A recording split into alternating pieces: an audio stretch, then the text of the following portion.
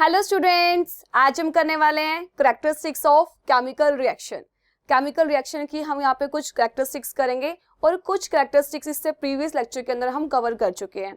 इससे previous lecture के अंदर हमने किया था इवैल्यूएशन ऑफ गैस किया था, इसके अलावा फॉर्मेशन ऑफ प्रेसिपिटेट किया था। आज इस लेक्चर के अंदर हम करेंगे change in colour, change in temperature and change in state. तो जिस बच्चे ने पहले वाली वीडियो नहीं देखी है तो आप जाके वो वीडियो देख सकते हैं। और कैरेक्टरिस्टिक्स ऑफ रिएक्शन को समझने के लिए आप सभी बच्चे इस वीडियो को एंड तक जरूर देखिएगा। तो जीनियस मेंटी क्लास में आप सभी का स्वागत है। आज हम आपके लिए लेके आए हैं क्लास 10th साइंस का chapter number 1 chemical reaction and equation का लेक्चर नंबर 4। तो आज का लेक्चर स्टार्ट करने से पहले आप सभी बच्चे अपनी साइंस एनसीईआरटी की बुक का ओपन करके बैठेंगे, क्योंकि यहाँ पे आपको जो भी कंटेंट प्रोवाइड किया जाता है वो आपका एनसीईआरटी में से ही लिया जाता है। तो जब भी आप लेक्चर्स देखो तो आपको अपनी बुक को ओपन करके बैठना है। साथ में हमेशा नोटबुक पेन लेके बैठा करो। जो कुछ लगे आपको इम्पोर्टेंट हो रहा है वो साथ साथ अपनी नोटबुक में नोट डाउन कर सकते हो। और मैंने आपको बताया भी था जो आपका कैरेक्टरिस्टिक्स ऑफ केमिकल रिएक्शन है वो आपका एनसीईआरटी में बहुत बस आपको हाईलाइट्स दे रखे हैं, ठीक है। आपको डिटेल एक्सप्लेनेशन वहाँ पे नहीं दी हुई है। तो ये तो आप बच्चों साथ साथ अपने नोटबुक में नोट डाउन कर लिया करो, इसके प्रॉपर नोट्स बना लेना। ओके, तो चलिए नए उमंग और जोश के साथ शुरू करते हैं आज का नया लेक्चर, लेक्चर नंबर 4।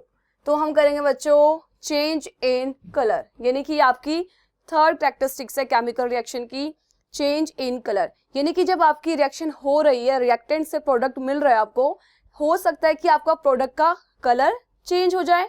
तो वहां से आपको पता लगेगा कि आपकी रिएक्शन कंप्लीट हो गई है, यानी कि आपको अब प्रोडक्ट मिल चुका है, ठीक है। तो कुछ रिएक्शंस ऐसी होती है जहां पे क्या होता है, प्रोडक्ट का क्या हो जाता है, कलर ही चेंज हो जाता है। ओके, तो हम कुछ एग्जांपल्स देखेंगे कि वो कौन कौन से एग्जांपल्स हैं जहां पे प्रोडक्ट का कलर चेंज होता है।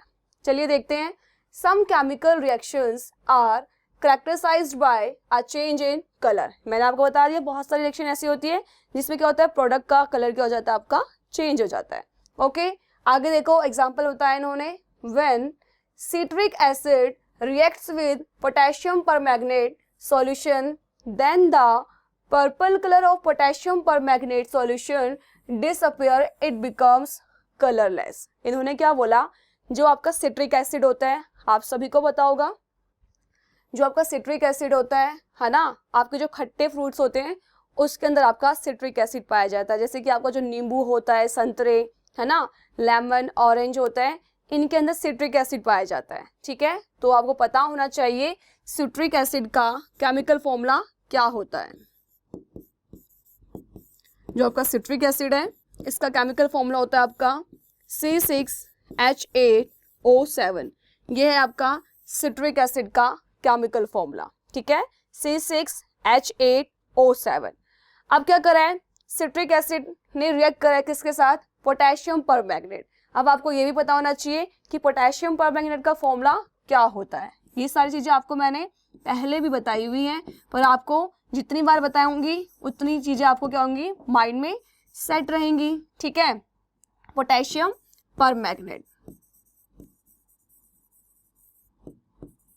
पोटेशियम परमैंगनेट का फॉर्मूला होता है बच्चा आपका KMnO4। ये है आपका पोटेशियम परमैंगनेट। जो आपका पोटेशियम परमैंगनेट होता है वो होता है आपका पर्पल कलर का, डार्क पर्पल कलर का, ठीक है। किस कलर का होता है आपका, पर्पल कलर का। यानी कि सिट्रिक एसिड और पोटेशियम परमैंगनेट जब आपस में रिएक्ट करते हैं तो आपको क्या देते हैं, एक कलरलेस सॉल्यूशन देते हैं। क्या देते हैं, कलरलेस सॉल्यूशन।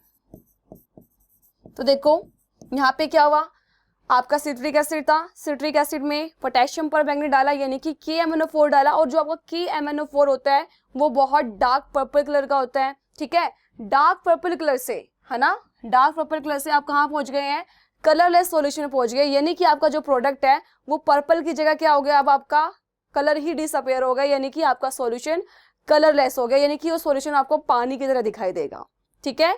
तो इस टाइप की रिएक्शन में क्या होता है आपका चेंज इन कलर, यानी कि आपका प्रोडक्ट का कलर क्या हो गया, चेंज हो गया है, यानी कि यहाँ पे क्या हुआ है, कलर से कलरलेस हो गया है, ठीक है। समझ में आया। अगर आप क्या कर रहे हो, सिट्रिक एसिड और KMnO4 को मिक्स कर रहे हो पर्पल से उसका कलर डिसअपेयर होता है, तो यहाँ से आपको पता चलेगा कि जो आपकी रिएक्शन है वो कंप्लीट हो गई और आपको प्रोडक्ट मिल गया है। ठीक है, क्लियर होगी चीजें, समझ में आई आपको? ओके, तो यहाँ पे यही लिखा है, so the chemical reaction between citric acid and purple colour potassium permanganate solution is characterised by change in colour from purple to colourless. ठीक है, यही चीज मैंने आपको बताई। ठीक है, इस रिएक्शन में क्या हुआ आपका, पर्पल से क्या हुआ, आपका कलर चेंज हो गया है कलरलेस में, यानी कि जो आपका रिएक्टेंट का कलर था, है ना, ये क्या है आपके रिएक्टेंट है। रिएक्टेंट पता था ना आपको क्या होता है, जो रिएक्शन में क्या करते हैं, पार्टिसिपेट करते हैं, है ना, और रिएक्टेंट से जब आपको प्रोडक्ट मिलता है, तो यहाँ पे आपका जो प्रोडक्ट है वो किस कलर का हो गया है, कलरलेस हो गया, यानी कि उसका कोई अब कलर ही नहीं रहा। ठीक है, क्लियर हो गया आपको एग्जाम्पल? आगे बढ़ते हैं, एक और एग्जाम्पल लेते हैं। देखो अब क्या करा इन्होंने, when sulphur dioxide gas is pass through acidified potassium dichromate solution, then the orange color of potassium dichromate solution changes to green। देखो उन्होंने बोला कि अब क्या कर रहे हैं, जो आपका सल्फर डाइऑक्साइड है, इस गैस को हम पास कर रहे हैं किसके अंदर, एसिडिफाइड पोटेशियम डाइक्रोमेट के अंदर, तो वहां से आपका कलर क्या होगा, चेंज हो जाएगा। अब बात आती है कि आपका जो एसिडिफाइड पोटेशियम डाइक्रोमेट क्या होता है ना। पोटेशियम डाइक्रोमेट आपका क्या है, एक केमिकल सब्सटेंस है। ठीक है, जो आपका पोटेशियम डाइक्रोमेट, पोटेशियम डाइक्रोमेट का फॉर्मूला होता है आपका K2Cr2O7। ये फॉर्मूला आपका पोटेशियम डाइक्रोमेट का K2Cr2O7। एसिडिफाइड का मतलब आपको क्या करना है, सिंपल, पोटेशियम डाइक्रोमेट का आपने सॉल्यूशन लिया, उसमें आपने कुछ ड्रॉप क्या कर दी, एसिड की डाल दी, तो वो हो गया आपका एसिडिफाइड पोटेशियम डाइक्रोमेट। ठीक है, एसिड आप कोई भी यूज कर सकते हो, यहाँ पर आप H2SO4 भी यूज कर सकते हो। ठीक है, इसके अलावा आप HCl भी यहाँ पे यूज कर सकते हैं। ठीक है, अब क्या करना है, आपने पोटेशियम डाइक्रोमेट का सॉल्यूशन लिया, उसके अंदर क्या करना है, आपको SO2 गैस क्या करनी है, पास करनी है। आपको SO2 गैस क्या करनी है, इसमें आपने पास करी, जो आपका पोटेशियम डाइक्रोमेट होता है वो होता है भाई आपका ऑरेंज कलर का।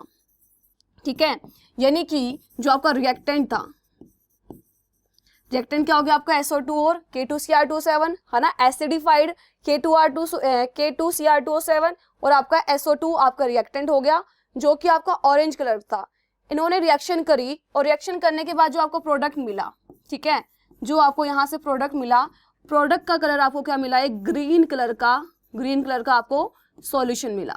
ठीक है, तो यहाँ पर भी क्या हुआ, आपका कलर का चेंज हुआ है ना, यानी कि रिएक्टेंट का कलर ऑरेंज कलर का था और जो आपको प्रोडक्ट मिला वो ग्रीन कलर का था।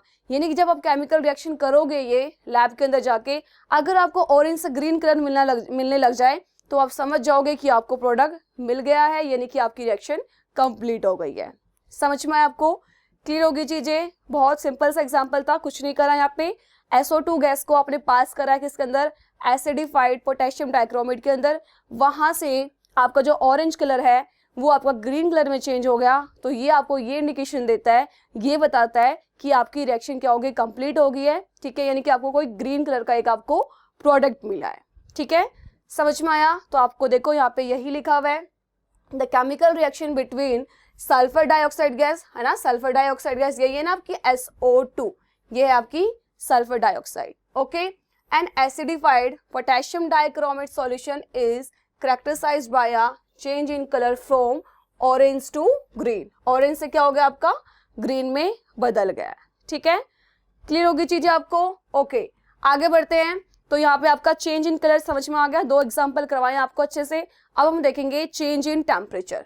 क्या देखेंगे अब हम? Change in temperature. कई बार रिएक्शन ऐसे होती है, आप रिएक्शन कर रहे हो, रिएक्टेंट है वो रिएक्ट करेंगे, ठीक है, केमिकल रिएक्शन होगी आपकी, और जो आपको प्रोडक्ट मिलेगा उस प्रोडक्ट का टेम्परेचर चेंज हो सकता है। ठीक है, उसका टेम्परेचर चेंज होने का मतलब क्या हुआ, जो आपका टेम्परेचर है वो बढ़ भी सकता है और कम भी हो सकता है, यानी कि घट भी सकता है। ठीक है, तो सबसे पहला क्वेश्चन यहाँ पे आपसे पूछा गया है, why temperature changes take place in chemical reaction. जब केमिकल रिएक्शन होती है तो वहां पे टेम्परेचर चेंज क्यों होता है, ये आपको बताना है।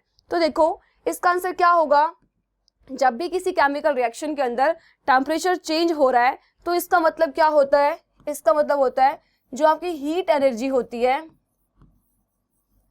हीट एनर्जी रिएक्ट कर जाती है केमिकल्स के साथ, ठीक है, हीट एनर्जी केमिकल्स के साथ रिएक्ट करती है और वहां से आपको टेम्परेचर के अंदर चेंज दिखने को मिलता है। क्या बोला मैंने?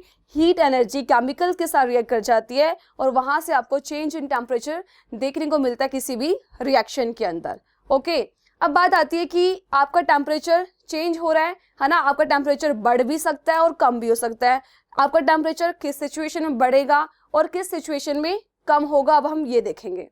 ओके, तो देखो उन्होंने बोला है chemical reaction often produce heat energy. बहुत सारी केमिकल रिएक्शन ऐसी होती है, जब वो होती है तो प्रोडक्ट के साथ साथ बहुत सारी हीट एनर्जी बाहर निकलती है, प्रोड्यूस करती है, यानी कि बाहर निकलती है।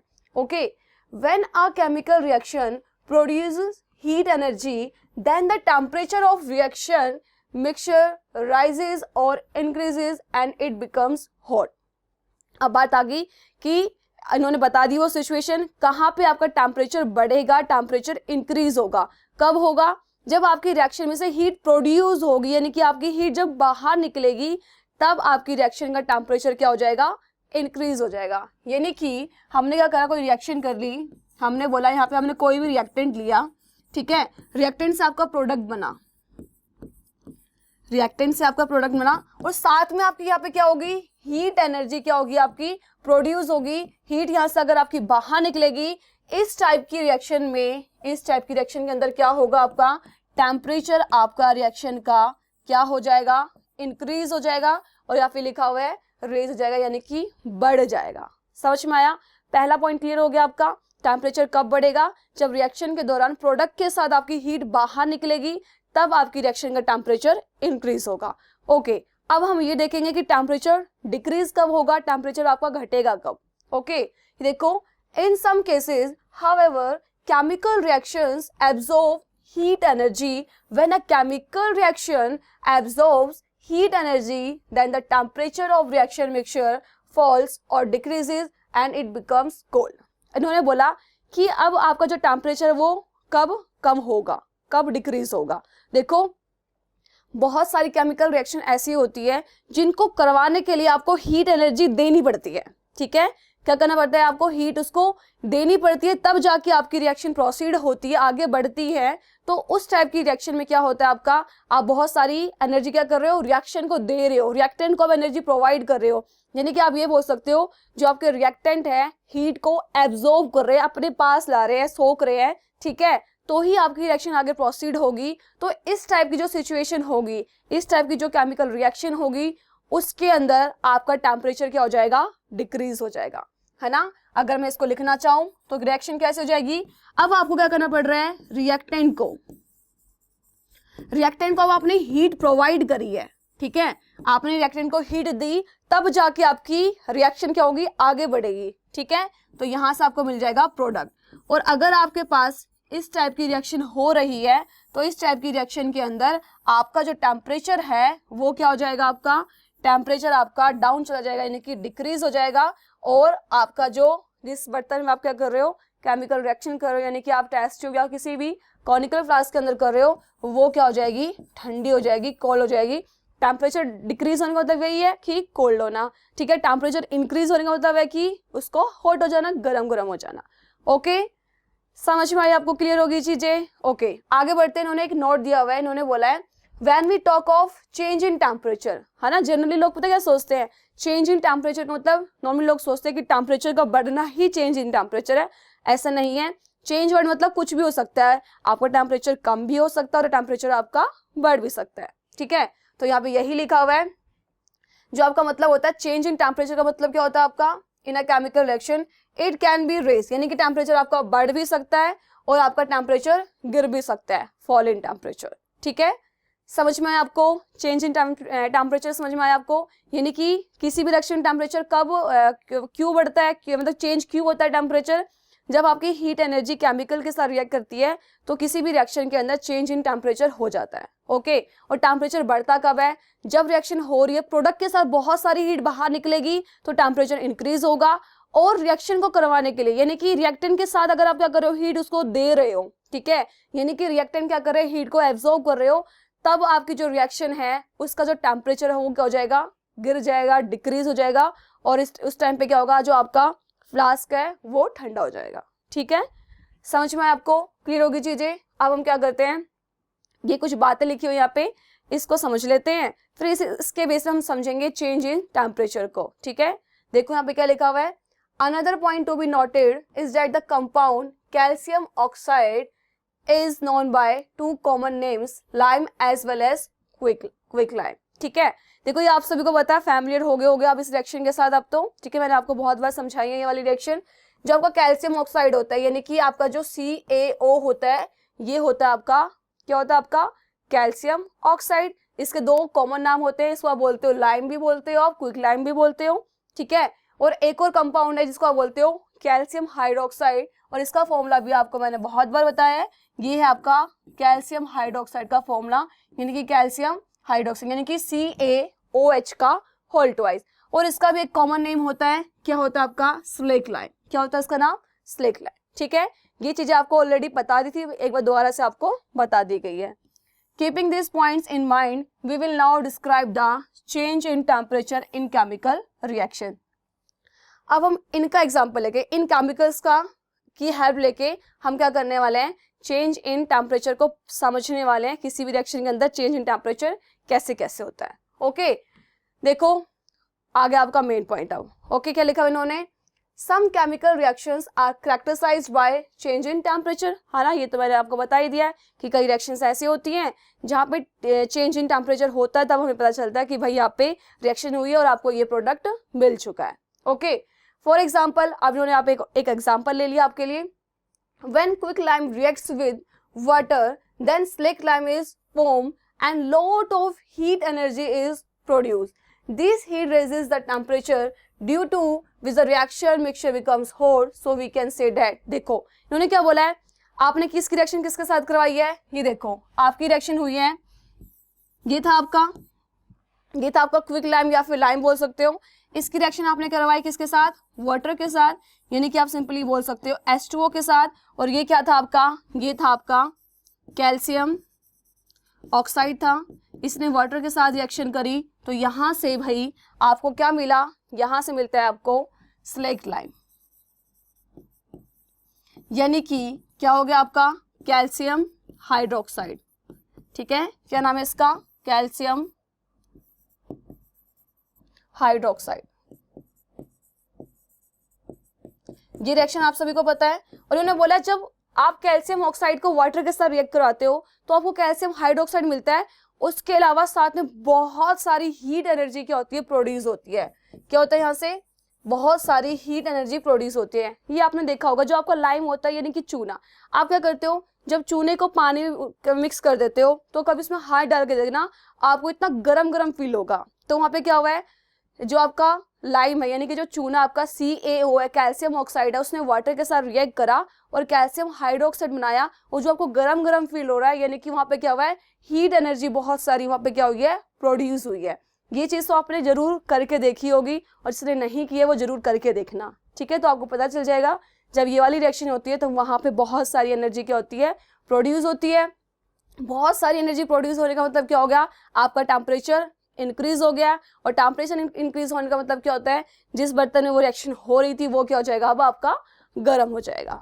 ठीक है, समझ में आया आपको। ओके, आगे बढ़ते हैं। The chemical reaction between quick lime and water to form slaked lime is characterised by change in temperature which is raise in temperature. तो वहां पे क्या हो रहा है, जब ये वाली रिएक्शन हो रही है तो वहां पे आपका टेम्परेचर क्या हो रहा है, इंक्रीज हो रहा है। ओके, बहुत सारी हीट एनर्जी क्या हो रही है, बाहर निकल रही है, प्रोड्यूस हो रही है। आगे लिखा है, देखो ये इंपॉर्टेंट लाइन आपकी, ध्यान से देखो, इसको अंडरलाइन कर सकते हो। The reaction between quick lime and water to form slaked lime is an exothermic reaction. इन्होंने बोला है, जो आपको यहाँ पे रिएक्शन करके दिखाई है मैंने, कौन सी रिएक्शन, यहाँ पे आपने कैल्शियम ऑक्साइड लिया, इसको वाटर के साथ रिएक्ट करवाया, तो यहाँ से आपको क्या मिला, कैल्शियम हाइड्रोक्साइड मिला, साथ में आपको बहुत सारी हीट मिली। ये जो आपकी रिएक्शन है, इस रिएक्शन को आप बोलते हो एक्सोथर्मिक रिएक्शन। एक्सोथर्मिक रिएक्शन का मतलब क्या होता है, which means heat producing reaction, है ना। वो रिएक्शन जिसमें आपकी हीट बाहर निकलती है उसको आप बोलते हो एक्सोथर्मिक रिएक्शन। इसको आप कैसे रिलेट कर सकते हो, कैसे याद कर सकते हो? बहुत सारे बच्चे कंफ्यूज जाते हैं कि जिसमें से हीट बाहर निकलती है वो एक्सोथर्मिक होती है या फिर एंडोथर्मिक होती है। तो एक आपको तरीका बता देती हूँ याद करने का सिंपली, ठीक है। देखो, आपको पता है सभी को एग्जिट मतलब क्या होता है? एग्जिट मतलब होता है बाहर निकलना, है ना। यही होता है बाहर निकलना। कभी आप लोग सिनेमा वगैरह में गए होंगे तो आपने देखा होगा, या फिर किसी भी मॉल वगैरह में जाते हो तो लिखा होता है ये एग्जिट है, ये एंट्री है। एग्जिट मतलब बाहर निकलना। तो एग्जिट से आपको सिमिलर लग रहा है ये एक्सोथर्मिक, है ना। यानी कि जब आपकी हीट एनर्जी बाहर निकलेगी, ठीक है, यानी कि वो रिएक्शन जिसके अंदर आपकी हीट एनर्जी क्या हो रही है, बाहर निकल रही है, प्रोड्यूस हो रही है, तो उसको आप बोलोगे एक्सोथर्मिक रिएक्शन, ठीक है। एग्जिट से मतलब बाहर निकलना और एक्सोथर्मिक का मतलब हीट एनर्जी का बाहर निकलना। ओके, समझ में आया? अब ये चीज आप बिल्कुल नहीं भूलना, ठीक है। अब आपको एक्सोथर्मिक पता चल गया तो एंडोथर्मिक तो आपको इजीली समझ में आ जाएगा। क्लियर होगी चीजें? आगे बढ़े। ओके, आगे बढ़ते हैं। देखो यहाँ पे सिंपली वो रिएक्शन करके दिखाई हुई है, कुछ नहीं है। एक आपने बीकर लिया, इसके अंदर आपने क्या करा, कैल्शियम ऑक्साइड डाला, यानी कि आपने क्विकलाइम डाला, फिर इसमें आपने सिंपली वाटर ऐड करा। जब इसमें वाटर ऐड करोगे तो यहाँ पे आपका कैल्शियम हाइड्रोक्साइड बन जाएगा और साथ में क्या निकलेगी, आपकी हीट निकलेगी। इसको अगर आप टच करके देखोगे तो आपको गरम गरम फील होगा, ठीक है। यानी कि यहाँ पे क्या हो गया, आपका जो टेम्परेचर है, टेम्परेचर क्या हो गया, आपका इंक्रीज हो गया है, ठीक है। इस रिएक्शन के अंदर टेम्परेचर इंक्रीज हो गया है और वो रिएक्शन जिसमें से हीट एनर्जी बाहर निकलती है, बाहर प्रोड्यूस होती है, ठीक है, उस रिएक्शन को आप बोलते हो एक्सोथर्मिक रिएक्शन। क्या बोलते हैं? एक्सोथर्मिक। ओके, अब हम और एग्जांपल करते हैं। देखो यहाँ पे क्या लिखा गया है, we will now given one example of a chemical reaction in which heat energy is absorb due to which the temperature fall. अब यहाँ पे आपको एक एग्जांपल ऐसा करवाया जाएगा जहां पे अब जो आपका रिएक्टेंट सब क्या करेंगे, हीट को एब्जॉर्ब करेंगे, यानी कि रिएक्शन को आगे प्रोसीड करने के लिए आपको हीट देनी पड़ेगी। रिएक्शन आपको हीट नहीं देगी, आपको रिएक्शन को हीट देना पड़ेगा। आप रिएक्शन को हीट दोगे तभी वो रिएक्शन आपकी आगे प्रोसीड होगी, ठीक है। अब हम ऐसा एग्जांपल ले रहे हैं। इससे पहले हमने एग्जांपल लिया था कि रिएक्शन हुई और रिएक्शन ने अपने आप ही बहुत सारी हीट हमको दे दी। अब क्या करें, हम रिएक्शन को हीट दे रहे हैं ताकि रिएक्शन आगे प्रोसीड हो पाए। ऐसे कंडीशन में क्या होगा, आपका टेम्परेचर डाउन चला जाएगा, डिक्रीज हो जाएगा। ओके, तो देखो एग्जांपल क्या है, व्हेन बेरियम हाइड्रोक्साइड यानी कि BaOH का होल ट्वाइस, ये होता है आपका barium hydroxide added to ammonium chloride, ठीक है। आप बेरियम हाइड्रोक्साइड को आपने मिला दिया, किसके साथ मिला दिया आपने, अमोनियम क्लोराइड के साथ, और अमोनियम क्लोराइड का फॉर्मूला होता है आपका NH4Cl के साथ। साथ साथ लिख लेते हैं इसको तो आसानी होगी। ये है आपका बेरियम हाइड्रोक्साइड, ठीक है। आपने इसकी रिएक्शन किसके साथ करवाई है, अमोनियम क्लोराइड के साथ, यानी कि NH4Cl के साथ आपने रिएक्शन करवाई और आपने साथ में क्या करा, इसको बहुत सारी हीट दी है ना। आपने इसको बहुत सारी हीट दी है तभी ये रिएक्शन क्या हो रही है, आपकी आगे होगी, ठीक है। तो देखो इन्होंने यही लिखा है, when barium hydroxide added to ammonium chloride taken in a test tube and mixed with a glass rod, then barium chloride, ammonia and water are formed। क्या करना है, आपको एक टेस्ट ट्यूब लेना है। आपको पता चल गया होगा, आपको समझ में आ गया होगा कि आपकी रिएक्शन कैसे होती है। ये देखो एक टेस्ट ट्यूब है, इसके अंदर आपने क्या क्या डाला है, बेरियम हाइड्रोक्साइड डाला आपने इसके अंदर, और आपने क्या डाला इसमें, अमोनियम क्लोराइड डाला, यानी कि NH4Cl डाला, ठीक है। इसको अच्छे से क्या करा आपने, ग्लास रोड क्या होता है, पतला सा ग्लास होता है, ठीक है, उसको अच्छे से क्या करना है, उसको अच्छे से घोल देना है, ठीक है। और आपको वहाँ पे हीट भी प्रोवाइड करनी पड़ेगी। तो वहां से आपको कौन कौन से प्रोडक्ट मिलेंगे, देखो यहाँ पे बता रखा है आपको, वहां से आपको कौन कौन से प्रोडक्ट मिलने वाले हैं, बेरियम क्लोराइड, यानी कि यहाँ से मिलेगा आपको BaCl2, और क्या मिलेगा आपको, अमोनिया यानी कि NH3 मिलेगा, और इसके अलावा आपको मिलने वाला है वाटर यानी कि H2O। इनके नाम भी साथ साथ लिख देती हूँ यहाँ पे तो आपको आसानी हो जाएगी। ये है आपका बेरियम हाइड्रोक्साइड, ये है आपका अमोनियम क्लोराइड,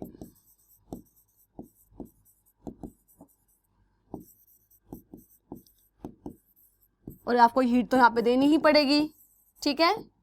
और यहां से क्या मिलेगा आपको, ये क्या आपका बेरियम क्लोराइड,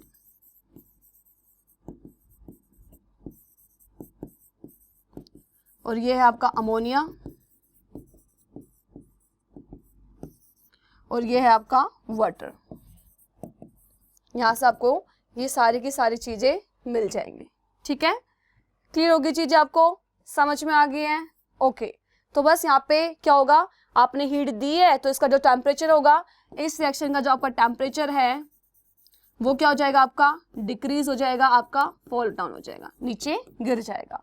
ओके, तो देखो यहाँ पे यही लिखा हुआ है, a lot of heat energy is absorb during this reaction due to which the temperature of reaction falls and bottom of test tube becomes very cold. ठीक है, अब आपकी इसमें क्या, आपने बहुत सारी एनर्जी इसको दिए ताकि रिएक्शन आगे बढ़ पाए, तो जब आप टेस्ट ट्यूब को यहाँ से टच करोगे, यहाँ पे बॉटम से टच करोगे, तो आपको बहुत ठंडी ठंडी मिलेगी, क्योंकि इस रिएक्शन का जो टेम्परेचर है वो क्या हो गया, आपका डाउन हो गया है, या फिर आप बोलोगे टेम्परेचर आपका फॉल हो गया है, यानी कि टेम्परेचर गिर गया है, टेम्परेचर डिक्रीज हो गया है।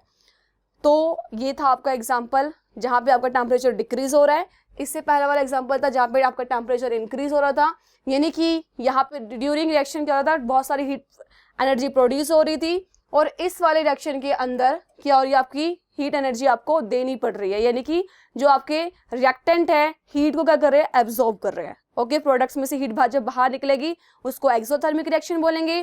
ठीक है, और जब आपको हीट देनी पड़ेगी, ठीक है, जब आपको हीट देनी पड़ेगी रिएक्शन को करवाने के लिए, उस रिएक्शन को आप बोलते हो एंडोथर्मिक रिएक्शन। क्या बोलेंगे आप उसको, एंडोथर्मिक रिएक्शन। तो देखो यहाँ पे यही लिखा हुआ है, thus the chemical reaction between barium hydroxide and ammonium chloride to form barium chloride, ammonia and water is characterized by change in temperature। वहां पे क्या हुआ आपका, which is fall in temperature, वहां पे आपका टेम्परेचर डाउन हो गया, गिर गया, आपका टेम्परेचर डिक्रीज हो गया। Okay, it is an endothermic reaction. तो ये कौन सी रिएक्शन होगी आपकी, एंडोथर्मिक। और एंडोथर्मिक का मतलब which means heat absorbing reaction, जिसमें आपको हीट एब्जॉर्ब करनी पड़े, वो तो होती है आपकी एंडोथर्मिक। और आपकी जो एक्सोथर्मिक थी,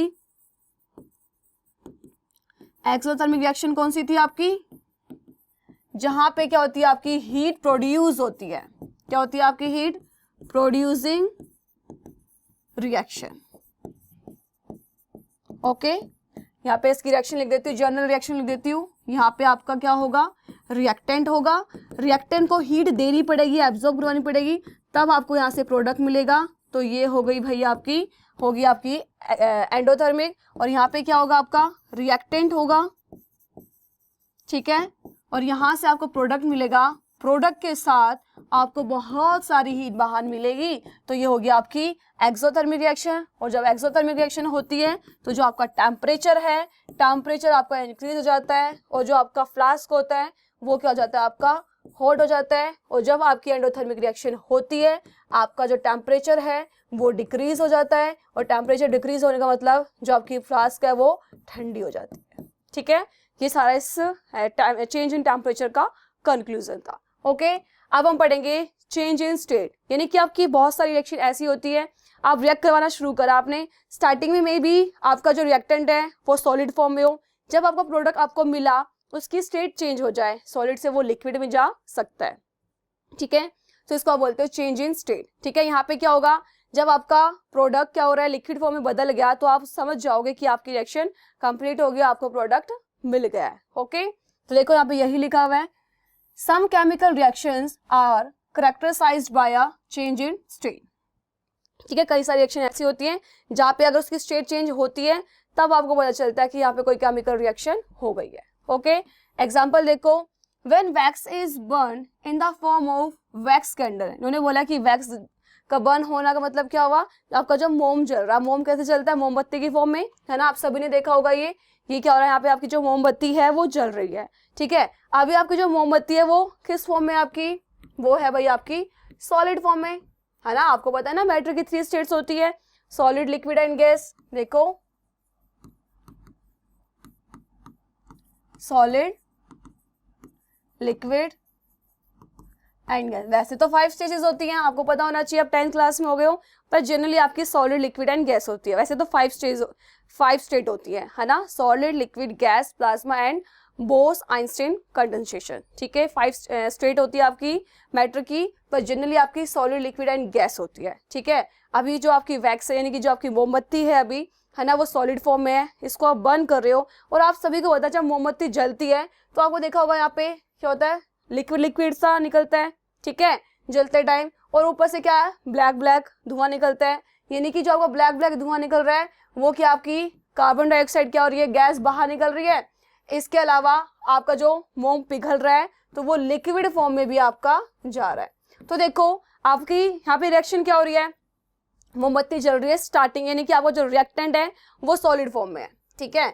आपका जो रिएक्टेंट है वो सॉलिड फॉर्म में है, आपने इसको क्या करा, बर्न करा, ठीक है, आपने इसको जलाया, तो आपको जो अब क्या मिल रहा है वहां से, एक लिक्विड फॉर्म का प्रोडक्ट मिल रहा है आपको, ठीक है। और इसके अलावा आपको कार्बन डाइऑक्साइड गैस मिल रही है जो कि गैसीय स्टेट में है। तो देखो यहाँ से सॉलिड से लिक्विड और सॉलिड से गैस फॉर्म, यानी 2 स्टेट आपकी चेंज हुई है, ठीक है। तो इस टाइप की रिएक्शन में क्या होता है, आपका चेंज इन स्टेट देखने को पाया जाता है, यानी कि जब उसकी स्टेट चेंज होती है तो आप समझ जाते हो कि यहाँ पे केमिकल रिएक्शन हो रही है और आपको ये प्रोडक्ट यहाँ से मिल रहा है, ओके। तो देखो यहाँ पे यही लिखा हुआ है, उन्होंने कहा when wax is burn in the form of wax candle then water and carbon dioxide are formed. मैंने आपको बता दिया जब जलता है तो आपने देखा होगा ना, ऐसे ऐसे यहाँ पे लिक्विड निकलता है ना, उसको आप सिंपली वाटर कह रहे हो, और साथ में गैस बाहर निकलती है, कार्बन डाइऑक्साइड गैसेस की बाहर निकलती है।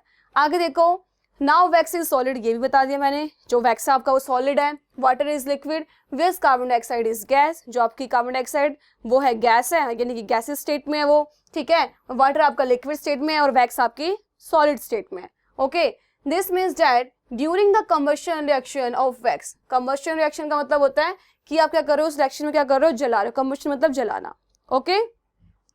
The physical state change from solid to liquid and gas, तो इस रिएक्शन के अंदर क्या हो रहा है, आपका जो आपकी स्टेट है ना चेंज हो रही है, ओके। कहाँ से कहाँ हो रही है, सॉलिड से लिक्विड एंड गैस में आपकी स्टेट चेंज हो रही है, यानी कि रिएक्टेंट से जब प्रोडक्ट मिल रहा है आपको वो स्टेट चेंज होने के बाद मिल रहा है। तो यहाँ से आपको पता लगेगा कि आपकी केमिकल रिएक्शन हो गई है और आपको ये प्रोडक्ट वहां से मिले हुए हैं, ओके।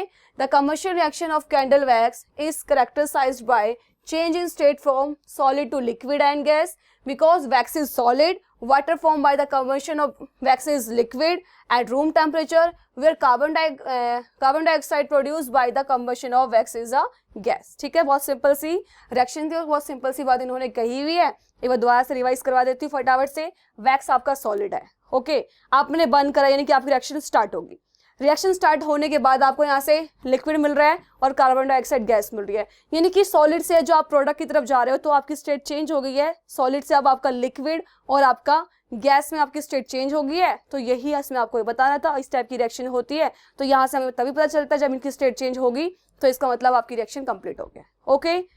समझ में आपको? तो यहाँ पे देखो कुछ एग्जाम्पल्स दिए हुए हैं इन्होंने, यहाँ पे वो वाले एग्जाम्पल दिए हुए हैं कि जरूरी नहीं है कि कोई रिएक्शन हो रही है तो वहाँ पे सिर्फ आपको एक ही कैरेक्टरिस्टिक्स देखने को मिलेगी, यानी कि हो सकता है बहुत सारी रिएक्शन जहाँ पे आपको change in temperature, change in colour देखने को मिल जाए, ठीक है। हो सकता है आपको बहुत सारी रिएक्शन ऐसी हो जहाँ पे आपको क्या मिलेगा, कलर के साथ साथ फॉर्मेशन ऑफ प्रेसिपिटेट देखने को मिल जाए, ठीक है। तो ऐसा हार्ड एंड कोई फास्ट रूल नहीं है कि एक बार में सिर्फ आपको एक ही कैरेक्टरिस्टिक देखने को मिलेगी, एक से ज्यादा कैरेक्टरिस्टिक्स आपको देखने को मिल सकती है। यहाँ पे एग्जांपल आपको बताए, देखो, the chemical reaction between zinc ग्रैन्युल्स and dilute sulphuric acid shows 2 characteristic. ये रिएक्शन आपने करी थी, हमने क्या किया था, जिंक ग्रैन्युल्स को यानी कि जिंक के छोटे छोटे टुकड़ों को आपने रिएक्शन करवाया था किसके साथ, सल्फ्यूरिक एसिड के साथ या फिर HCl के साथ।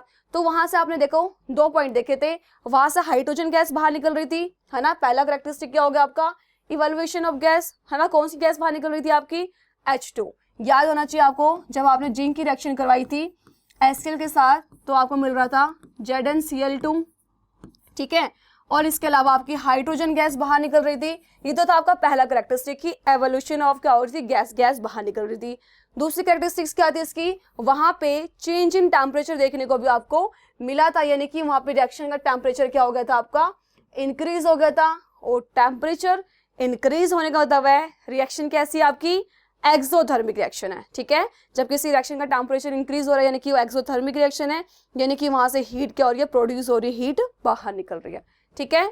समझ में आया? एक और एग्जांपल है, देखो, the chemical reaction between potassium iodide solution and lead nitrate solution shows two characteristics. ये रिएक्शन करी थी हमने किस किस को रिएक्ट करवाया था यहाँ पे, पोटेशियम आयोडाइड, यानी कि आपने KI को जब आपने रिएक्ट करवाया था किसके साथ, लेड नाइट्रेट के साथ, यानी कि PbNO3 के होल 2x के साथ आपने रिएक्शन करवाई थी, तो आपको येलो कलर के प्रेसिपिटेट देखने को मिले थे, है ना। तो देखो वहां पे आपको क्या क्या मिला, प्रेसिपिटेट भी वहां पे, यानी कि पहली कैरेक्टरिस्टिक्स क्या हो गया आपकी, फॉर्मेशन ऑफ प्रेसिपिटेट, और दूसरा क्या था आपका, चेंज इन कलर। कौन सा कलर देखने को मिला था आपको, येलो कलर का वहां पे प्रेसिपिटेट आपको देखने को मिले थे, ठीक है। वो प्रेसिपिटेट किस चीज के थे आपके, याद होंगे आपको, वो थे आपके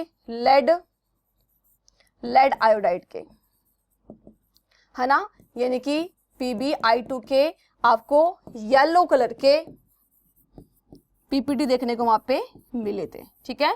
तो यहाँ से ये कंक्लूजन करता है कि ये ऐसे बहुत सारी रिएक्शन होती है जहाँ पे सिर्फ आपको एक ही कैरेक्टरिस्टिक्स नहीं, एक से ज्यादा कैरेक्टरिस्टिक्स देखने को वहां पे आपको मिल जाती है, ठीक है।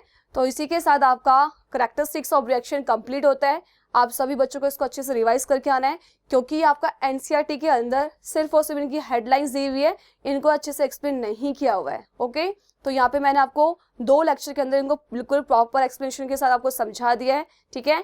आप सभी बच्चों ने, है ना, होपफुली आप सभी बच्चों ने इसके साथ साथ नोट्स बनाए होंगे, तो आपको क्या करना है, अपने नोट्स से इसको अच्छे से रिवाइज करके आना है, ठीक है। तो हम नेक्स्ट लेक्चर में क्या करेंगे, अब हम नेक्स्ट लेक्चर में केमिकल इक्वेशन करेंगे कि केमिकल इक्वेशन क्या होती है और केमिकल इक्वेशन को आप कैसे कैसे बैलेंस करते हैं, ओके।